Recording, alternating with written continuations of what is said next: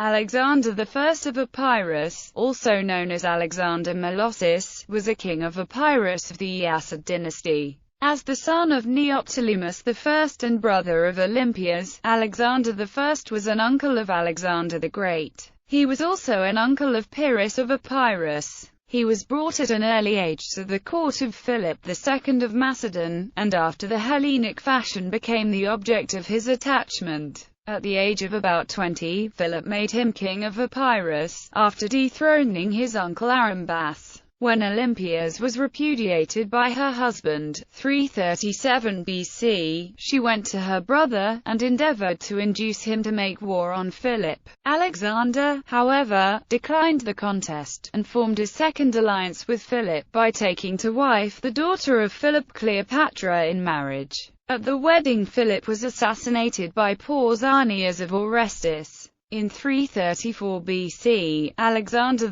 I, at the request of the Greek colony of Taras, crossed over into Italy, to aid them in battle against several Italic tribes, the Lucanians and Bratii. After a victory over the Samnites and Lucanians near Paestum, 332 BC, he made a treaty with the Romans. Success still followed his arms. He took Heraclea from the Lucanians, and Tyrrhena and Sipontum from the Bratii. Through the treachery of some Lucanian exiles, he was compelled to engage under unfavorable circumstances in the Battle of Pandosia and was killed by a Lucanian. He left a son, Neoptolemus, and a daughter, Cadmeia. In a famous passage that is often considered the first specimen of alternative history, Livy speculates on what would have been the outcome of a military showdown between Alexander the Great and the Roman Republic. He reports there that as Alexander of Epirus lay mortally wounded on the battlefield at Pandosia, he compared his fortunes to those of his famous nephew and said that the latter waged war against women.